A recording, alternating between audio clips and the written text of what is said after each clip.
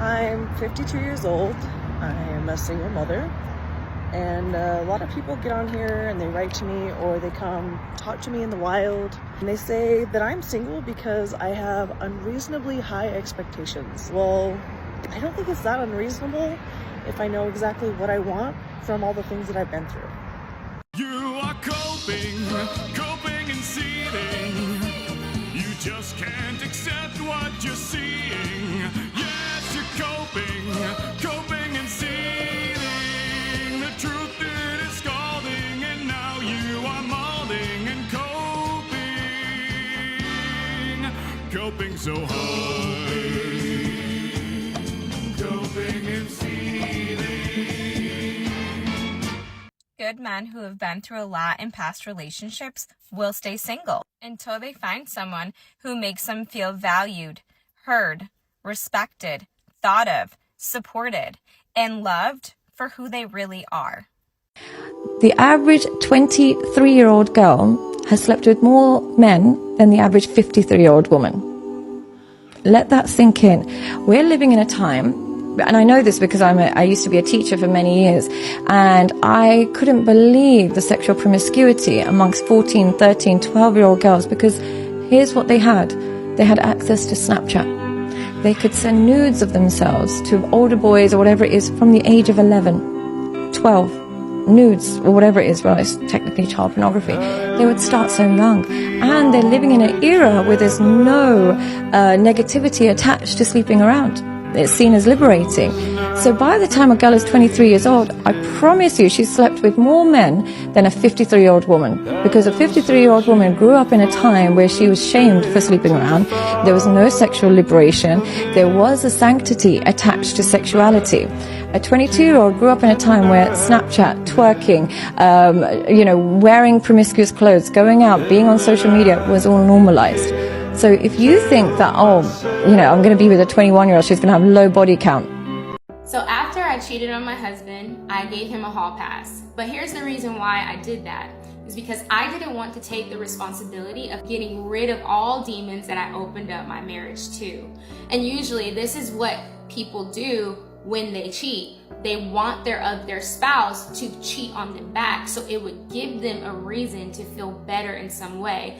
But let me tell you, that's the wrong way to do it. It's the wrong way to go about it, because at the end of the day, you make matters worse. And even though I knew that option was put forth in front of me, I knew that wasn't the right choice. Yeah. That's not the way that we try to rebuild a marriage. If you want to stay in a marriage that's still on a downfall and just ride it out downhill, that's up to you if you want to make that choice. But I was not about to make that same choice if I know I also have another option of getting back in the face of God, praying for my marriage, praying for my wife, and trying to do the things and correct the wrongs that we had that led us into that position.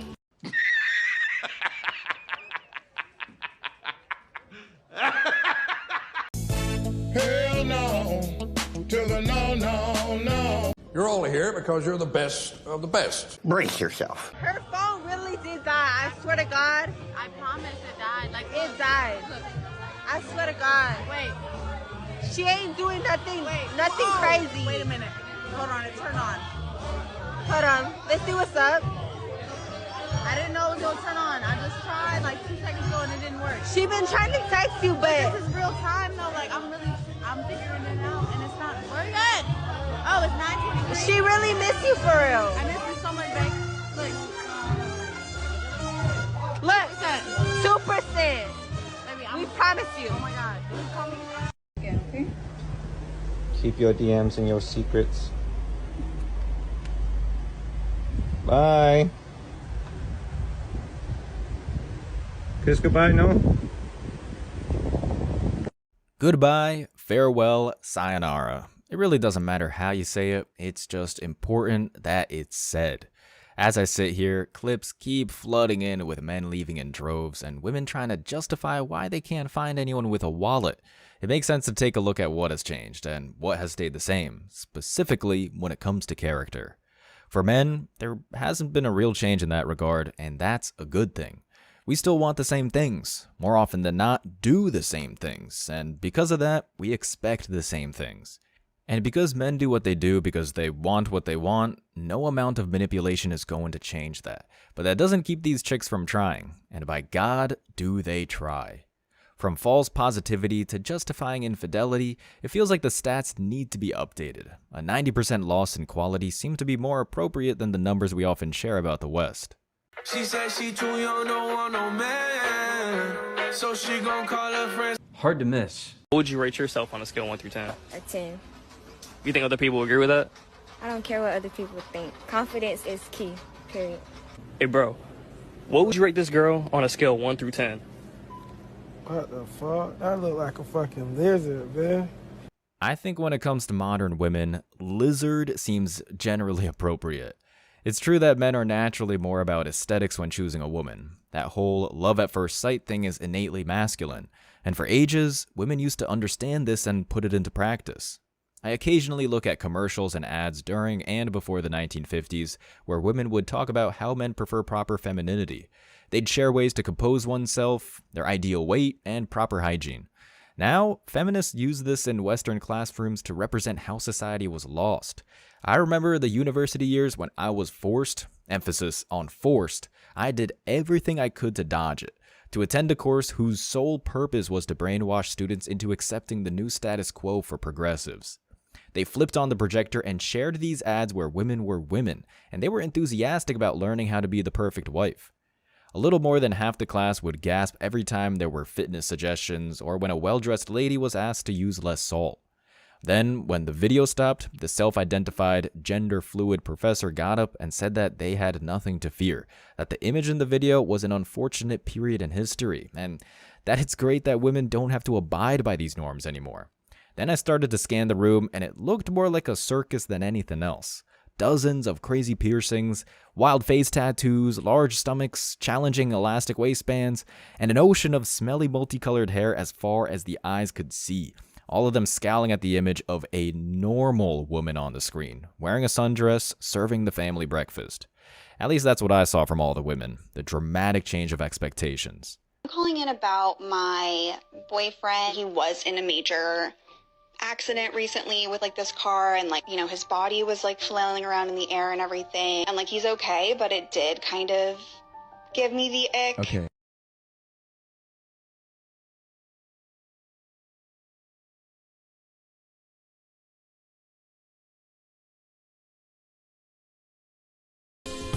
I'm out. Yep, I'm out. All I want this summer is a man that has a job, works out, is a foodie, but also likes to have fun, lives a balanced lifestyle. So he works out and he does his job and he grinds, but he also likes to go on the weekends. He likes to party, he likes to travel. He would, on a Thursday, stay in and we could order food or make food together and just relax, watch Netflix, do absolutely nothing but hang out with each other. But then the following weekend, we go out, we party, we have fun. He randomly texts me on a Tuesday and he says, get changed, be ready by 8 because I have a date planned for us. I made the reservation and everything and I'll be picking you up right at 8, so be ready outside your apartment. Where is that man? Because I've been looking for a man for that for this summer and I can't find them. And there's a lot of men in New York, okay, and I can't find him. But I also want him to look at me every single day and think that he won the lottery with me, so let's add that in there. Well, lady, that's not gonna ever happen. There are two major reasons. One, what you are describing sounds exhausting. No hardworking guy is going to do all of that and compromise their future. And two, that man that you're describing doesn't exist. Like I said, when I looked around the class and saw the women growing into a crazy hive mind, it was like they were all making up their minds to be a societal problem in a matter of minutes. But when I looked harder and focused in on all of the normal guys biding their time, there was no shift at all. In fact, you could hear many of them whispering about how they felt this woman with the apron and smile on screen was ideal. That's when it all hit me harder than the 90s movie propaganda, harder than the girl power nonsense, and harder than the marching you'd see on TV. Women had become victims of their own malleability and would do absolutely anything, including rejecting their own identity just to fit in, while men in no way felt inclined to drink the Kool-Aid. And that's one of the key differences between masculine men and impressionable women. It's why, no matter how much women push in the other direction, men will still stand still. We're built to maintain traditions because we are tradition. We won't give in to this desire for a status replacement because we know who we are. But that won't stop women from trying their best to change this. Emotions can be used as manipulation. He brings up something that he wants to talk about. She cries because of what he said. And he said it nicely, but it's something they need to deal with. And she cries, and then he gets terrified. And so then he shuts down. And so really her crying is a manipulation. It's I don't want to hear anything that I'm, quote, doing wrong. Being a victim is actually a power position because you are making it impossible for anyone to deal with whatever is going on between the two of you. You think I don't care? You're just sitting there. You know how bad this fucking feels? This is the worst feeling I could ever have.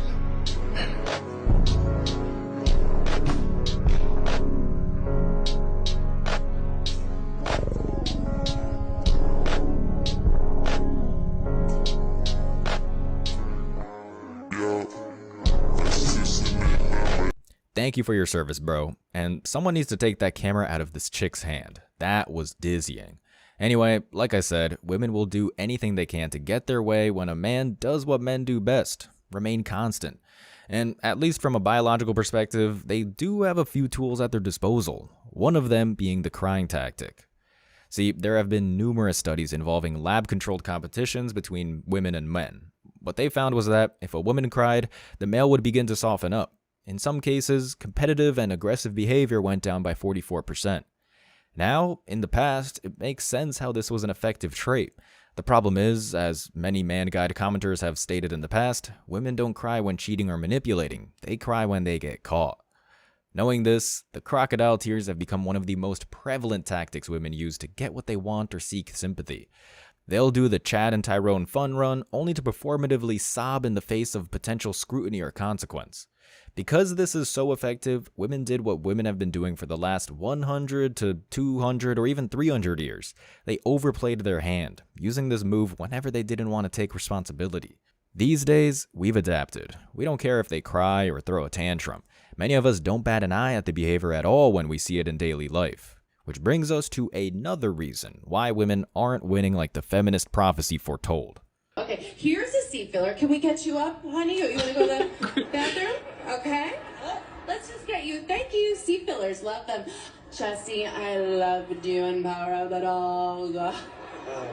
You know that was my wife, eh? You're married to that seat filler? Weird. Gross. And you think you're masculine. I mean, for a girl, like, I'm not as girly as girly girls. I'm not good at girl stuff. That's what every girl says. I mean, some girls say that. Some girls are good at it. You know, they can contour and, like, make themselves look like a completely different person. But I at least, like, look the same when I take my makeup off, so. When you take your makeup off? Mm-hmm. Okay, you look the same. Pretty much the same. What do you look like without glasses? Like this. Okay, all right. Like I can see less a little bit. Okay. Yeah, you definitely don't look You look Asian. better. No, I'm just kidding. You look great. That was a good one. You look very almost tan. got a laugh there. You got a but it was close. At least it was some kind of a reaction. Well, those were rough, but I need them to make the next point. When I say men stay real, and that's caused women to freak out, it not only has to do with the masculinity men carry, but the masculinity women continue to consciously or unconsciously achieve. I think comedy is a great example of that. For all of recorded history, men have always been pretty funny. We have Vikings roasting each other with runic symbols, crude cave drawings, the list goes on and on. It's one of the many things that makes masculinity fun. Life can be rough, and persuasion is a challenge, so it became a skill that many men just have genetically at this point. Then, feminists wanted a hand on that wheel, bringing people like Rosie O'Donnell, Whitney Cummings, and the ogre Amy Schumer up on the stage to show men that women are absolutely hilarious. The problem, though, they're not. They have no funny bone in their body. And you know why we know this? Because there are hundreds of dying feminist comedy clubs out there at this point. And if you try and name drop one of the open micers in public, nobody knows who you're talking about. The reason I bring this up is because, while men have had consistent logic across the board, female logic never makes it past the first hurdle. You can't be praised, but unfaithful. You can't act like a man and then expect guys to be affected anymore when you cry. It's why we really just don't care anymore, and why the progressive movement is falling apart at the seams. Because I just feel like in a relationship, if you're not doing something right, and I keep on telling you, like, you're not doing this right, you're not doing this right, you're not doing this right. If you don't listen, I'm going to cheat on you because it's going to hurt my feelings to leave you alone. I can't leave you alone. I cannot leave you alone, so I'm going to cheat. Nobody cares. I hate to say this, but I think that women have to lower their standards. Before you go crazy on me, just hear me out. The amount of chronically single girlfriends that I know, either approaching their 30s or already in their 30s, that are like wanting to settle down and have a family, but can't, is an epidemic at this point.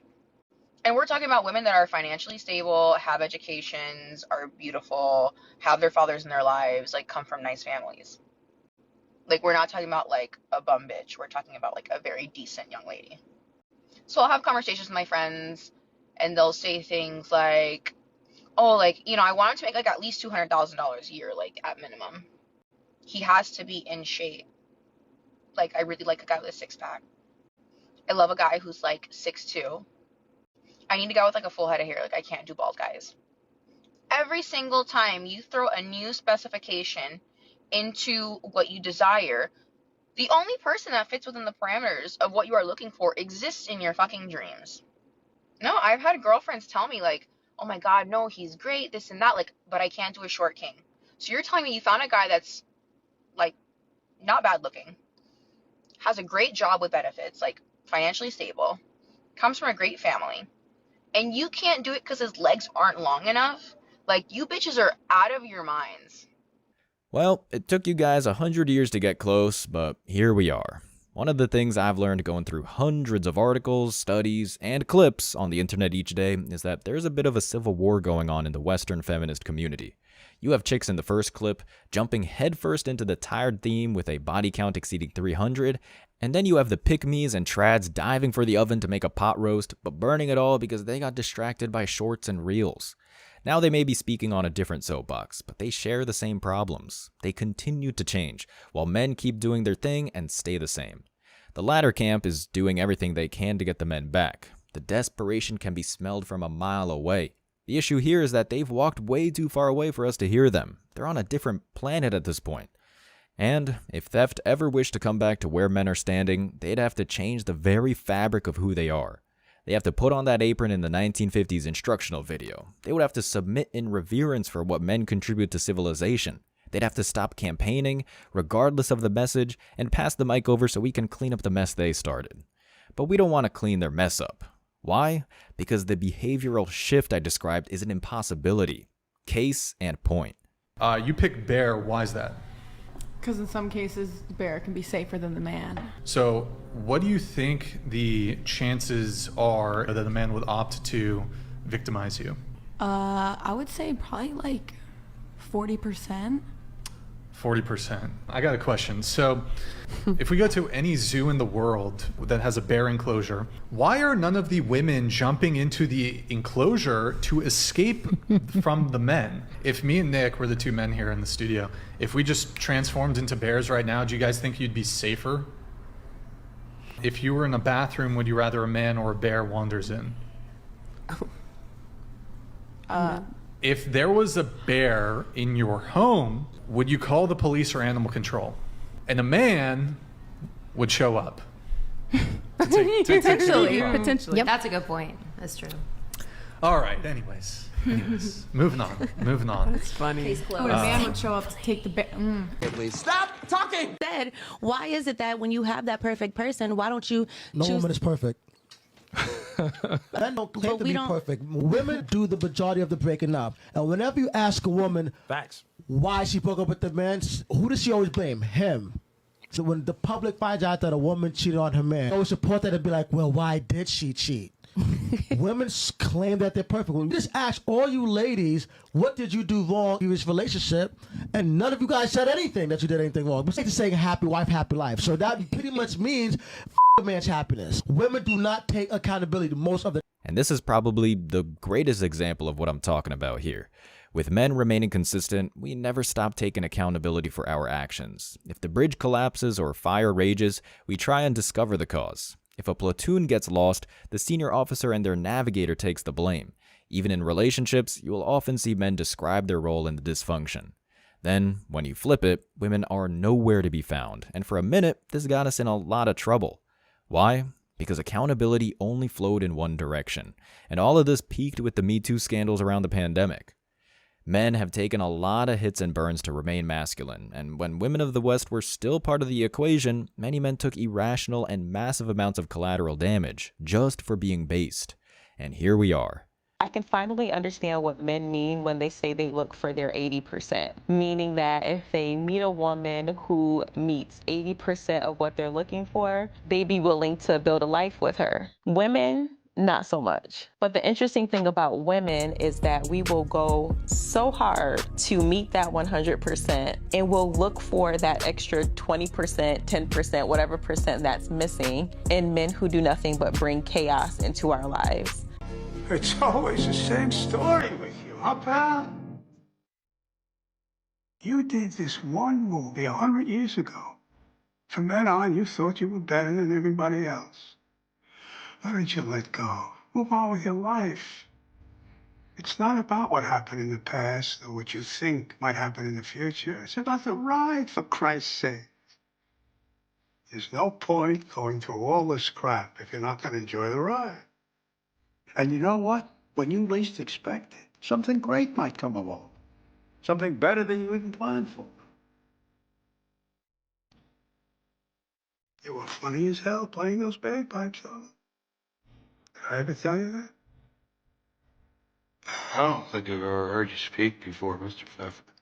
The scene is goofy, but the message is strong.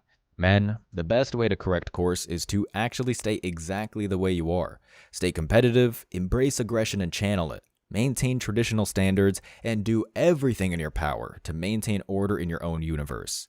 Ignore the noise. Maybe modern women in the West want to change, or maybe they want you to accept the status quo they try to enforce. It really doesn't matter. What does matter is that you remain honest with yourself and the brothers around you that you respect. Stay real. Stay masculine. Stay right where you are, paving the way for generations of men that will be happy and proud that you did.